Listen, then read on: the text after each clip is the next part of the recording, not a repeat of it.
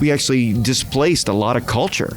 And that's the problem that I think is we're seeing throughout Appalachia is that, we've not only lost the industry, we've not only lost, what people did, but you've lost the culture that went associated with that. And that's a much deeper dive. Good government is one that protects the people and gives them the greatest voice possible. Bringing everybody together, not just working in my county, but working with my municipalities and working in the counties around me, be it the fact that I'm on a border with Virginia. Good government would be able to reach on a rural level to go across those, state borders. Yeah. I'm a firm believer that if you change the environment, you change the culture and you change the people. And if the environment never changes, neither do the people. So investment back into systems, investment back into whatever geographic environment you want, that's what's going to change that culture. And that's what's going to keep people hanging on and say, I want it better. Welcome to the Good Government Show. I'm Dave Martin, and on this episode, we're going back to my new favorite state, West Virginia, and have a conversation with Greg Puckett. Greg is the president of the Mercer County Board of Commissioners. If you don't know West Virginia as well as I do now, Mercer County is in the southeast part of the state. It borders Virginia to the east and McDowell County, and that's where we went and visited the new teacher's apartment building in Welch. Well, that's just to the west. I wanted to talk to Greg because I became fascinated with West Virginia. First, there's the history, and not just the Hatfields and McCoy feuds, but the story of coal and how one industry really took over the state. And now, as that coal industry is on the wane, the state is learning to turn away from not just coal, but the supporting industries that went with it. And I talk about some of that with Greg. Greg is also the executive director of the nonprofit Community Connections. That works on the prevention of drug addiction for youth, and he supports teen courts. He's a strong advocate for mental health programs and is working on neighborhood revitalization. And if that's not enough to keep him busy, hint, it is, but Greg is also the chair of the Rural Action Caucus for NACo, and that gives him a national perspective on issues and challenges in some of the least populated parts of the country. He is, among other groups, on NACo's Opioid Task Force, and he's vice chair of the Arts and Culture Committee. With all these commitments, we were happy just to have a chance to sit down and talk with Greg about West Virginia and government. So I'm going to have that conversation coming up right after the break.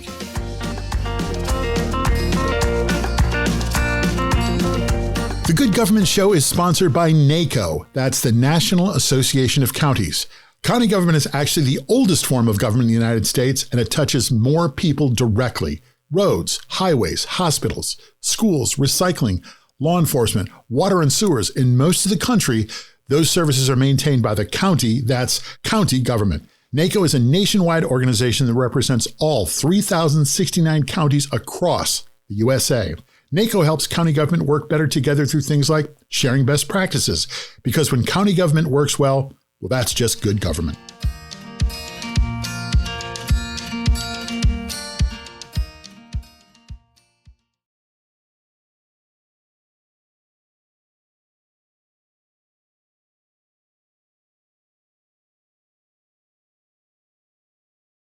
Welcome to the Good Government Show and a conversation with. Today we are having a conversation with Greg Puckett. So if you would, I just said your name, introduce yourself, tell us your title and where you're from and what you're doing. Sounds great, Dave. Thanks for having me. It's Greg Puckett, County Commissioner in Mercer County, West Virginia. I actually get the amazing title of an executive director of a nonprofit agency doing work in that area as well. And You put both of them together and it's two full-time jobs, and I just gotta love both of them. All right. Well, that's good. One of the reasons why I wanted to talk with you is because last season we went to West Virginia. We did a couple of stories on sort of conversion away from the mining industry. We went to McDowell County, where they have a program where they incentivize high school students to come back as teachers. They built a housing unit for them in downtown Welch. And then we went to Boone County, where they have a lavender farm where a strip mine used to be. Great stories, great progress, very impressive.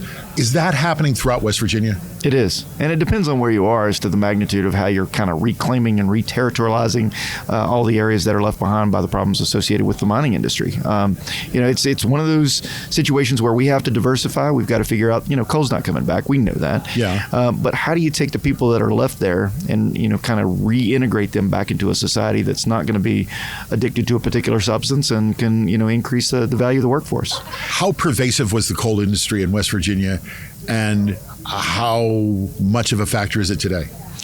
So we're probably about 20% of where we were probably 50, 60 years ago. And that's really, what we're starting to see is that, how you take not only where the mine is, but in a county like mine, which is what I would consider a coal supporting community, not a producing community. Okay. And you take the manufacturing, the machining things, all of the, the bolts, everything that went into that. Right. We were the community that supported it. So when you take away a mine, you're not just taking away that mine, you're taking away all the ripple effects that happen in not only that location, but everywhere else.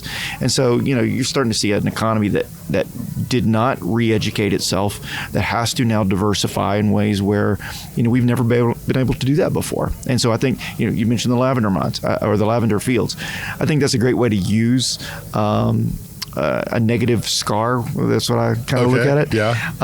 But it's huge. I was shocked. It's amazing. I was surprised at how big it was. Absolutely. Well, when you take off the top of a mine and you push it into you displace communities. That's the thing.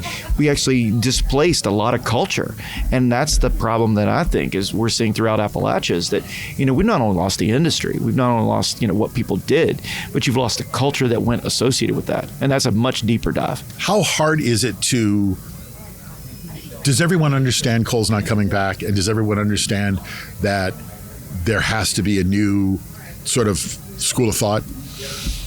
I do. I believe that if you ask somebody, they'll be like, no, it's not. And, there's, as we mentioned earlier, generations of people that have gone into the mines, and then that's part of their legacy. Yeah. Their father, their grandfather, their exactly. uncle. But I also think that we got to be real. We got to understand that there's only a certain amount of resources that are available, and through automation, we know that there's going to be automatic cuts to the workforce. So how are you going to diversify that? And I think if anything that's taught us is that we've got to be unique in our strategies and use the same type of culture to help build. So we've increased the value of tourism in our areas, and we're saying, look, come back to this area. It once was this. We could tell you that story, but let's talk about what it can be based on a new industry that's going to be able to move us forward. So when was the last time you were out on your ATV? So ironically, I get on my ATV a lot. It just happens to be on my own property. Okay. As far as being on the trail, it's probably been about a year. But it's great to go down to the historical town of Bramwell, get on that ride all the way to Asheville, and it's amazing that you've got so many people, and it's camaraderie too. I mean, you can come into my county, and every 10 minutes on a Friday, I can watch $1 million roll by. I mean, ATVs. Of ATVs. And that's boosting the economy. That's getting heads in beds. That's really changing sort of what people see about West Virginia. But to prepare for that, which we're behind on, not going to lie about it, we need to deal with our dilapidated properties. We need to deal with the blight. We need to deal with that negative stereotype and stigma that comes from southern West Virginia. So we need to rebuild, rebrand, and move us forward. That was one thing I noticed was dilapidated properties and just garbage. Oh, yeah. Complete. And it's... you got to remember, we're coming from generations of use and abuse, and we've got whole towns that the coal companies came in, they paid you with their script, and that was all on them. And when those dried up and went away, everything went with it. So you didn't have that culture of external of whatever that coal camp was. So, and then it was also about, if you treat me this way, well, I'm going to treat something else this way. It was a generational effect. So, yeah, people do, unfortunately, use up their natty light or whatever they happen to be drinking at the day, and they'll toss it out the window. And it leaves people like myself and others to go back and say, you know what, that's not the environment we want to have anymore, and we're cleaning it up. Do you feel like the attitude is changing? I don't know. I think to a degree, I think as time goes on, the education campaigns are wrapped around why we need to be better and why we need to take that cultural piece and to be proud of who we are as West Virginians. I think that's something that we've lost over the last couple of, decades, and we need to instill that pride back in. And I know in my county, we've been doing a cleanup campaign every year for the last 9 years called Keep Mercer Clean, where we empower people by giving them the tools to go out and help clean up their own highways and do the work. Are they getting it done? Oh, yeah. I mean, we collect literally tens of tons of trash. I mean, a couple of years ago, we collected over 100 tons of trash within a given 40-day timeline. That tells you how bad it is. Yeah. But it also tells you we're working now with the DEP. We're working with state legislature, state audit office. We're cleaning up those dilapidated and blighted areas, and we're starting to have that impact. You got to remember, in my county and most counties in West Virginia, there is no zoning. There is no building code. We still do not issue building permits in my county. There's no code? There's no code. I live in New York City. This would never happen. Right. So in West Virginia, depending on the county you're in, there's only, I think, of the 55 counties, I think there's only 4 or 5 that have zoning. Very limited overreach by a governmental procedure. But as you and I know, you've got to be able to have some to not protect. You got to protect everyone. I mean, yeah, you don't want to have that regulation, but you certainly want to tell your neighbor what to do, because everybody goes up when everybody complies. And that's what we've got to work toward, and we've got to change the dialogue and how we move forward. I should have asked this first. Could you tell folks where Mercer County is in West Virginia? Sure. Mercer County is the southern part of the state. Most people might know where Virginia Tech is down in Blacksburg area. We're about an hour west. Okay. We're within 12 hours of the United States population, dead center eastern United States. Prime tourism location. Exactly. Prime tourism, prime economic location. So, if you want to build a distribution hub, where else can you get to 60% of the United States population? I can be in, my daughter actually goes to school in Florida. She's in South Florida. So I can get to Tampa in 11 and a half hours. I can be in New York and be in Brooklyn, where you're at, in 9.5 hours. Okay. So 12-hour drive. 60% of the United States population. Okay. And I read a little something about Mercer County. You're getting a new arts venue. We are. Yes. Tell me about it. Well, we've got several things that have been really boosting up. We've had the Chuck Bethina Center for years. We really focused on, how to build the arts because we really feel that, arts transforms the culture. And so, we've started reaching out to all of our additional folks that have been doing it. But you're building a new venue, right? We've not a whole lot. I mean, it's a $250,000. It's a stage at the local community. All right. So I wouldn't say it's the end all be all, but all right. But I will tell you this. What's interesting about it is it kind of gets back to that cultural piece. When I was a kid, there was a stage at our local park, and then over the years that just became dilapidated. But that was, they brought bluegrass concerts in and so on. Through the American Rescue Plan funds, we were able to reinvest back into the parks. And so we've actually put $250,000 into that to make it a state-of-the-art venue. We're going to be investing probably another $500,000 into the parks. So, we're appreciative of all the monies that have come out in the ways because counties have never had that. And so now that's really helping us regrow, rebrand, and rebuild. The opioid crisis has hit West Virginia particularly hard. What steps are you taking to try to mitigate it as much as possible? Well, again, it gets back into resources that you do on a collaborative basis. So we work with our local community mental health centers and others to get Narcan distribution out as much as possible. Okay. We try to make sure that we have as many treatment beds or at least resources to treatment. We do. During the course of the year, we have community take-back days in cooperation with the DEA.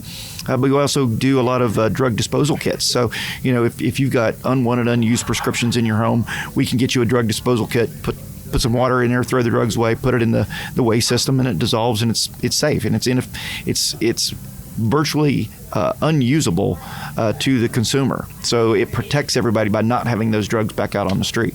What's your background before you got into being a county commissioner? Ironically enough, I'm a communication arts person, so I was doing radio 30 years ago. Okay. But the interesting part is now that you've become a pharmacist, right? Exactly. The nonprofit that I mentioned earlier, we do a lot in terms of taking federal dollars and working with our block grant, substance abuse treatment, prevention and treatment block grant, and we get those monies out into the communities, and we try to do as much as possible to make sure we mitigate the opioid problem as fast as we can.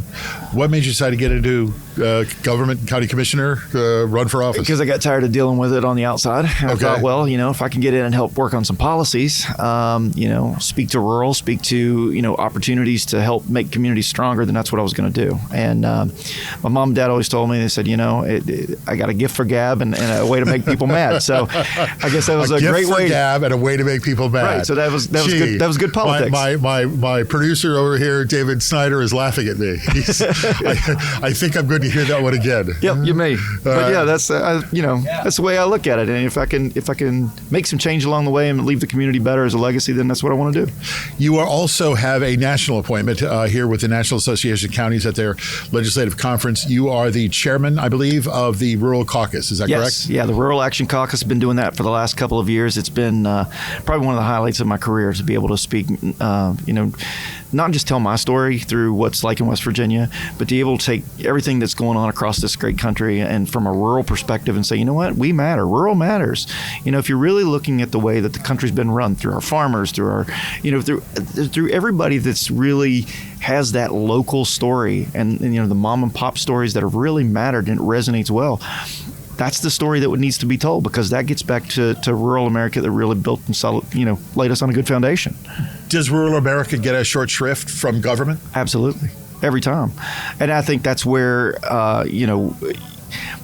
if you're looking at population level results through funding allocations, whatever it happens to be, that's fine. I mean, we can reach a great number of population, but does it truly have the impact? You can put a lot of money into major metropolitan areas, and it's going to be like dropping a pea in the ocean. But if you drop that same pea into a pretty smaller pot, right, and do it in a coffee cup, that's a pretty significant impact. So let's reinvest. Let's reinvest into rural America and say, you know what, these are impact stories. So if we look at impact versus population, we're going to be better off in the long term. What are you seeing nationally, the challenges that rural America has that are being addressed? Well, I think, we've discussed it at great length about broadband. We need to have connections with people at the grassroots level. We saw kids during the pandemic that, had no internet access, had no connectivity, and we were off for months at a time. So these kids were either, convening at a local school or a McDonald's or somewhere just to get internet access, and they lost the connectivity. So we lost the cultural piece during that timeline too. So broadband, number one. Second thing, really understanding the resources that are within the opioid epidemic and saying, you know what, if rural was the epicenter, right? If companies targeted rural in particular, and we know that we have a society of addiction, then let's try to see if we can get monies into the rural areas to fix those, to really kind of build those back up economically and rebuild that culture. All right, are you ready for the questions? Big questions. Let's go. These are the big questions. All right, so we have our speed own questionnaire. No speed, but we're going to get into what your real philosophy of government is. All right. Oh, okay. So the first question is, as a county commissioner in Mercer County, West Virginia, define good government. Good government is one that protects the people and gives them the greatest voice possible. Bringing everybody together, not just working in my county, but working with my municipalities and working in the counties around me, be it the fact that I'm on a border with Virginia. Good government would be able to reach on a rural level to go across those, state borders and say, look, the issues in Tazewell County, Virginia, Wise County, Virginia, Blaine County, Virginia, they're the same as mine. Why can't we do this together? The problem is state-focused initiatives get stuck within the state. Yeah. So therefore, they stop at the border. So we need to look at things from a much more regional perspective and saying, look, let's stop the problems or fix the solutions in those areas that can be done cross-county, cross-state. That'd be good government to me. Have you had any success doing that? I think to a degree. I think you look at the issues, you look at tourism, things like that are impactful to all. Water sewer projects, we work with our local regional development hubs. We have those discussions. They're just not financially supported in a regional capacity. You have to essentially go to the state or figuring out another way to work together in ways where money matters. How do you know if you're doing a good job? How do you tell yourself? Well, depends on the issue. What's your yardstick for, am I being effective? Is our culture more accepting where you're not getting screamed at on Facebook every day? That'd be a great thing to have. But then again, if you are getting yelled at every day, then maybe you're still doing a good job. Okay. Because you've upset the apple cart enough to where, we've got to pick the apples up and put them back in. So I think for me, our lives being saved? Are we able to transform, somebody that says that they want to be in my county? You got a kid. I'll never forget. I was in school and I was giving a presentation to high school youth. And we were like juniors, seniors. It was 300, 400 people in the school. And I asked them, how many of y'all want to stay in West Virginia? And 3 people raised their hand. That hurt because it's like, well, first of all, where are you going? What are you doing? And can you bring it back? That would be great. But why do you want to leave? Because if you see no hope and you see no opportunity, then that's the worst thing. So my goal is to increase a lot of that. And some of that is through cleaning up the place. Some of that is through bringing in economics, showcasing that we have great history and great opportunity, and that you don't have to leave. But if you do leave, you want to come back. So that would be great. How do you want the people to keep you in check, to keep you on your toes? So they do it every day. How do you want them to, how do you want them to do it? Trust me, they reach me in the grocery store every time I go. They'll tell me, and they're very easy to talk to be honest. I want people to tell me what's going on, and I want to be able to solve it quickly. Yeah. I mean, I want to be able to have a resource and go back to say, you know what, I'm going to hold that guy accountable for that behavior, and this is the way we're going to do it. And then if that's known, then will be effective. The problem is, as I mentioned earlier, no zoning, no code, none of that. So accountability is a major factor. I would love to see us have greater accountability. I don't want to overreach, but I do want to be accountable enough to where we have greater value in what we have. What should people do if they feel like they're not getting good government, if the government's not working for them? Well, first of all, best government is local government, in my opinion. Yeah. We were granted a gift by this administration for the simple fact that the ARP funds came directly to counties. And I think that was a trust that we could actually get the job done. And I think we have. For people to have that same thought, I want them to have trust in me that, we're going to bring in new opportunities and we're going to do things that are going to be beneficial for everybody. And that, we want to revitalize our areas that have been overlooked for so long. I mean, we're doing right now. We've got 2 major municipalities, which for Brooklyn, it's literally microcosms. But we're taking the town of Bluefield, town of Princeton, and we're putting them back on the map because we're revitalizing them at the local Main Street level. Okay. And I think it's that revitalization that's shown people, hey, it's not what it was, but man, every store's full. I got foot traffic again. I've got, stores going into those shops. That's something I sort of saw in Welch. They built an apartment house for teachers. Right. And then they built an ATV sale and equipment center, and the movie theater's still there, and they put in a coffee shop. And it's about your environment. I'm a firm believer that if you change the environment, you change the culture and you change the people. And if the environment never changes, neither do the people. So investment back into systems, investment back into whatever geographic environment you want, that's what's going to change that culture. And that's what's going to keep people hanging on and say, you know what, I want it better. What would you like to see citizens do if they're not happy with the way government's working for them, or in their view, not working for them? Honestly, okay, so stop the rhetoric. Stop complaining. Do something about it. We live in a society right now where everybody is a keyboard warrior, right? You all get on, they want to be anonymous, but yet, they spew this information out. And we've got our fair share in my county. But if you really want to focus on fixing it, then do something about it. Just don't complain about it. And I've told people all the time, they complain about trash. They complain about these things. Well, here, I tell you what, I've got 5 bags. I got a grabber and a vest. And if you want to go out there and organize a cleanup, I'll be happy to help you out and empower them. So honestly, I think it's some of that. It's empowering the people to be a part of the solution. Government is big. It is complicated. What would you like people to know as an insider in government? What would you like people to know about how government works? It's too slow, as we all know. Solving actual problems takes monumental tasks, and it's literally moving mountains.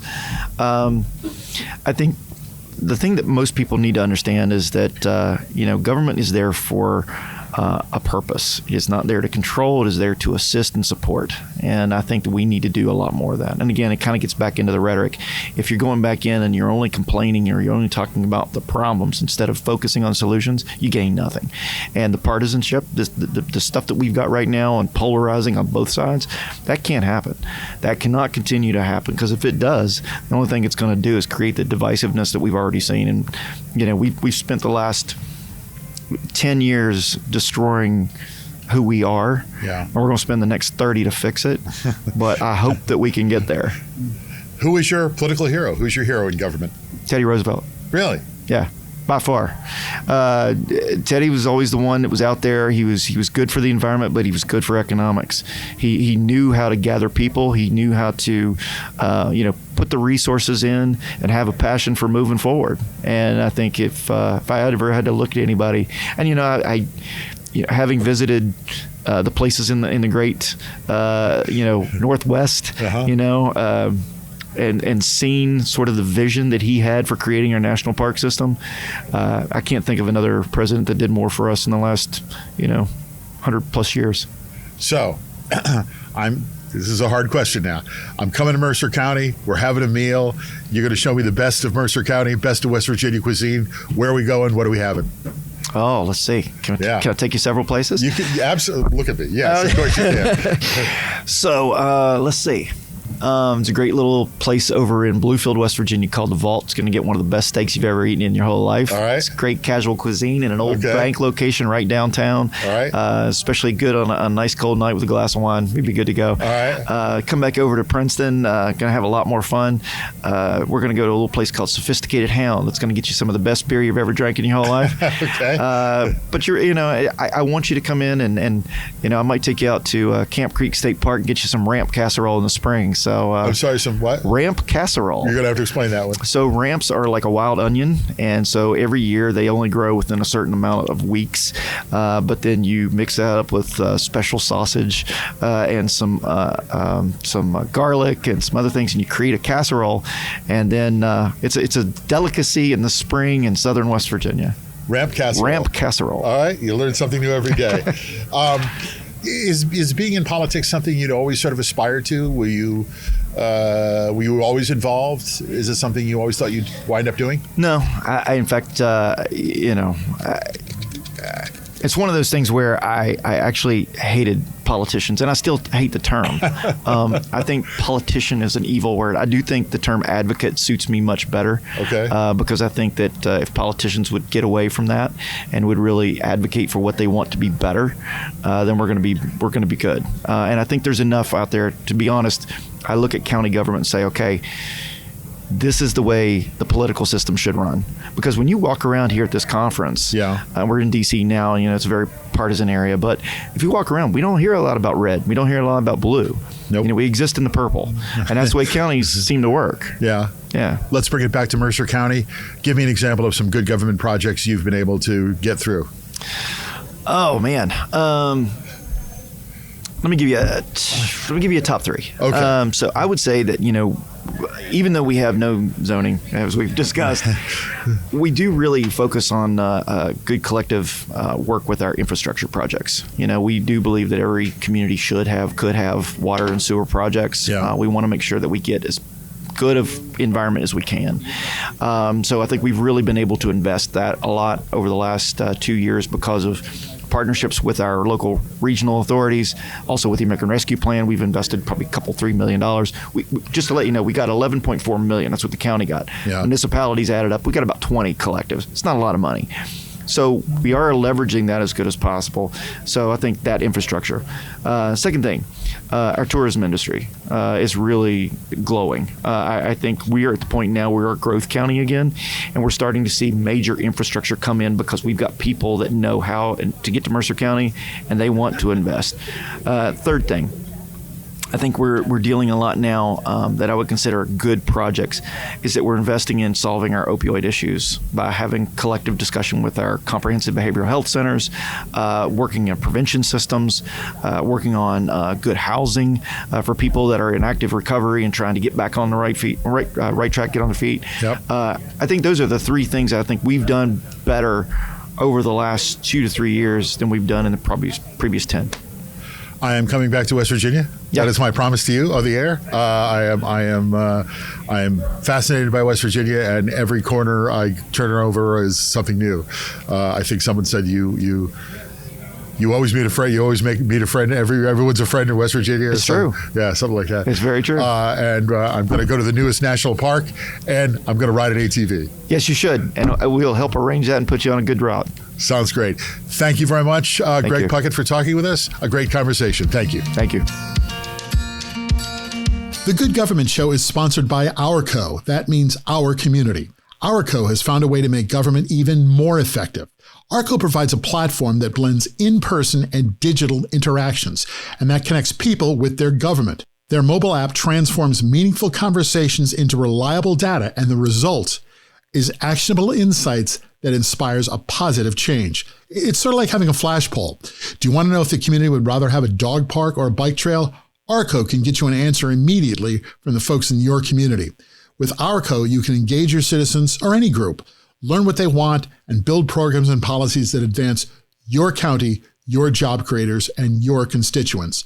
So visit Ourco.com, that's OURCO.com, and learn how they do it. And while you're there, book a demonstration. Rebuild, rebrand, and move forward. That is the effort Greg is leading in Mercer County, West Virginia. And of course, all between rides on his ATV. But his reason for getting into government is, well, it's kind of right up my alley. A gift for gab and a way to make people mad. Those are his words. A gift for gab and a way to make people mad. But don't just scream at him on Facebook. Well, here on the Good Government Show, we don't want anybody screaming and we don't want anybody mad. Maybe we just want to inspire people. So that was my conversation with Greg Puckett, and I look forward to meeting him on my next trip to West Virginia. Thanks for listening. I'm Dave Martin. This was a conversation with Greg Puckett. Join us next time for another conversation with another government leader right here on The Good Government Show.